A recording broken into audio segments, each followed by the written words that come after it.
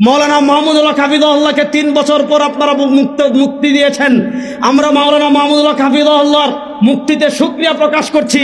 কিন্তু ভালো করে মনে রাখবেন, মৌলানা মাহমুদুল্লাহ হাফিজাহুল্লাহকে মুক্তি দেওয়ার অর্থ এই নয় যে আপনারা মধুখালী আমার ভাইদের শাহাদতের ঘটনা আমাদেরকে ভুলিয়ে দিবেন।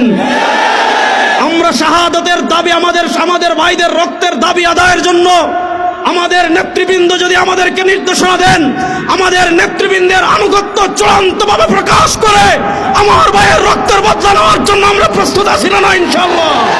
আমি হিন্দু সন্ত্রাসীদেরকে বলবো এটা গুজরাট নয়, এটা বাংলাদেশ।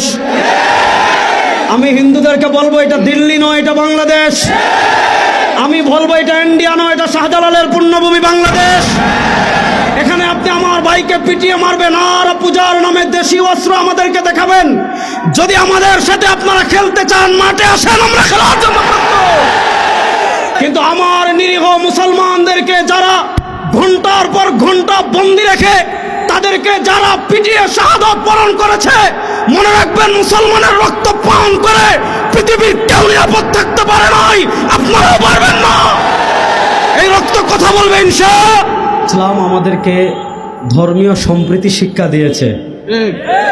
এই ধর্মীয় সম্প্রীতি শিক্ষা দেওয়ার কারণেই আমাদের পাশের রাষ্ট্রে আমরা দেখেছি পৃথিবীর সবচেয়ে বেশি ধর্মীয় সাম্প্রদায়িকতা হলেও আমাদের বাংলাদেশের তাওহীদি জনতা কখনো ধর্মীয় সাম্প্রদায়িকতায় বিশ্বাসী ছিল না, ধর্মীয় সাম্প্রদায়িকতাকে সাপোর্ট করেও না। কিন্তু আমরা ধর্মীয় সম্প্রীতিতে বিশ্বাসী, তাই বলে আপনি আমাদের ভাইদেরকে ফরিদপুরে পিটিয়ে মারবেন। আমি হিন্দু সন্ত্রাসীদেরকে বলবো এটা গুজরাট নয়, এটা বাংলাদেশ। আমি হিন্দুদেরকে বলবো এটা দিল্লি নয়, এটা বাংলাদেশ। আমি বলবো এটা ইন্ডিয়া নয়, এটা শাহজালালের পুণ্যভূমি বাংলাদেশ। এখানে আপনি আমার ভাইকে পিটিয়ে মারবেন আর পূজার নামে দেশি অস্ত্র আমাদেরকে দেখাবেন। যদি আমাদের সাথে আপনারা খেলতে চান, মাঠে আসেন, আমরা খেলার জন্য প্রস্তুত। আমরা পরিষ্কার ভাষায় বলতে চাই, মন্দিরে নিরাপদ থাকুক, এটা আমরাও চাই। মন্দিরে যারা আগুন লাগিয়েছে তাদের বিচারের সম্মুখীন করা হোক, এটা আমরাও চাই। কিন্তু আমার নিরীহ মুসলমানদেরকে যারা ঘন্টার পর ঘন্টা বন্দি রেখে তাদেরকে যারা পিটিয়ে শাহাদত বরণ করেছে, মনে রাখবেন মুসলমানের রক্ত পান করে পৃথিবীর কেউ নিরাপদ থাকতে পারে নাই, আপনারাও পারবেন না। এই রক্ত কথা বলবে ইনশাআল্লাহ। আমি সর্বশেষ আরেকটা কথা বলে শেষ করছি।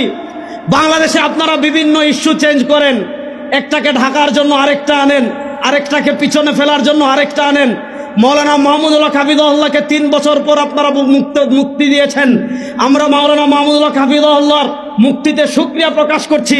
কিন্তু ভালো করে মনে রাখবেন, মৌলানা মাহমুদুল্লাহ হাফিজাহুল্লাহকে মুক্তি দেওয়ার অর্থ এই নয় যে আপনারা মধুখালী আমার ভাইদের শাহাদতের ঘটনা আমাদেরকে ভুলিয়ে দিবেন।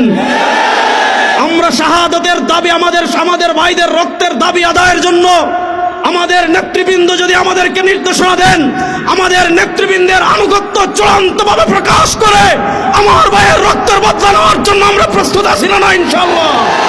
আসসালামু আলাইকুম ওয়া রাহমাতুল্লাহ।